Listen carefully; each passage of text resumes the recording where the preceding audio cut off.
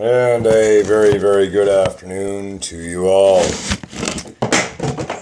Oops. There you go.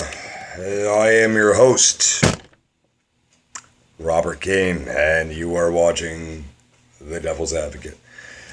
As y'all can see here, I'm pretty, I'm a little worse for wear right now. I've got a lot of things going on in my life that, that are just crazy. Anyhow, kind of onto the topic at hand. And being a great failure as it was, Micheal Moore's newest movie, Fahrenheit 11/9, seems to have some very, very far-fetched and rather ludicrous.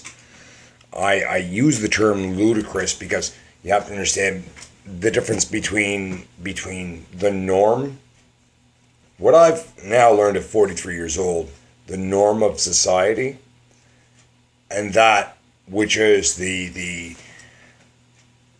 it makes you want to puke when get physically sick when you hear things like Donald Trump trying to emulate and mirror that of such notorious dictators such as Adolf Hitler. One of the very, very funny things about that is, right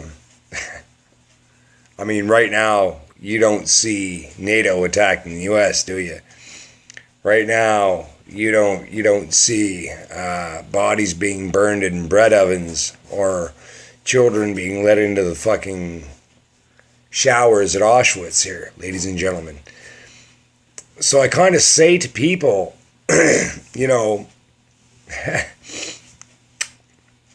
really, what is it going to take for people like Micheal Moore to just sit down, shut up, and just, accept reality? Accept reality. The reality being that, just since Trump taking office, they've captured more than 150 illegal migrants who, as they've plainly said, have been from Palestine, have been from Guatemala, have been from, countries other than that of the native country of Mexico. I really, really think that people have to kind of wake the fuck up and realize that, Rome was not built in a day, ladies and gentlemen, okay? Rome was not built in a fucking day. What I mean by this is that when you have had we'll count them on that thing is a little crooked here, 5 presidents that have all failed miserably. By the way, I include Obama in this. The last 5 presidents who have said that they were going to toughen the borders along the border of Mexico and the U.S. have said that they were going to improve the immigration system, who have said that they were going to create more jobs, who've said that they were going to, do all of the things that they, so rightfully wanted to do for their country to make the United States of America better again. But yet, the big red buzzer, ladies and gentlemen, the 3 X's, all of them failed. we have to ask ourselves, why did they fail? Why did they fail? Just perhaps it wasn't part of their agenda. Just perhaps they had something more sinister in play for their candidacy.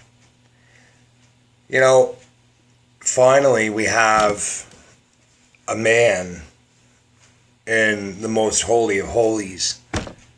I used to look upon, I'm Canadian, by the way, for a lot of you who don't know. Can you stop doing that? See, that's what our country needs. See, that's what Canada needs. See, she doesn't, the little missus here doesn't realize that scratching on the window is actually going to be recorded in the background of my little video feed here. And therefore, you know, it's going to kind of, you know, it may or may not affect the quality of the audio in this little thing. And so therefore, I had to, just for that second, put the hammer down.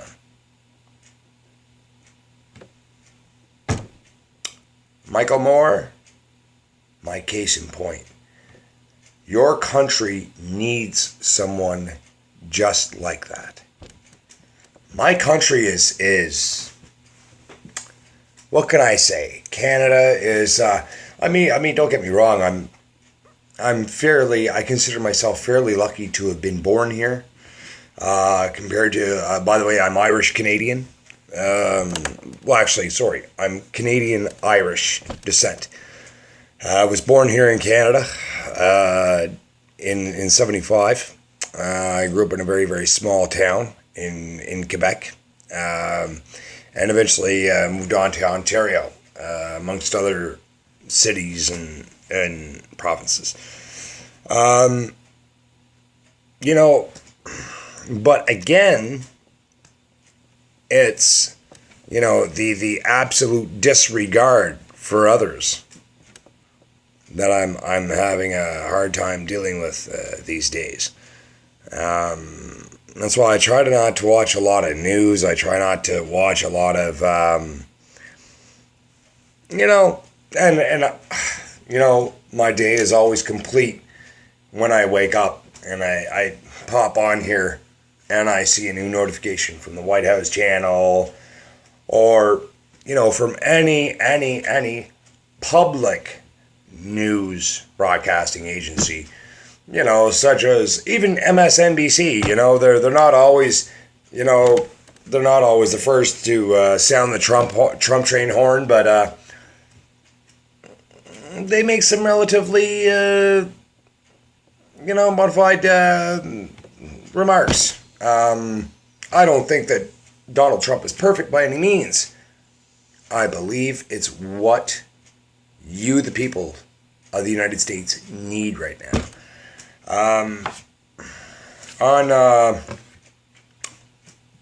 On my own front, you know, would I like to see change here in Canada?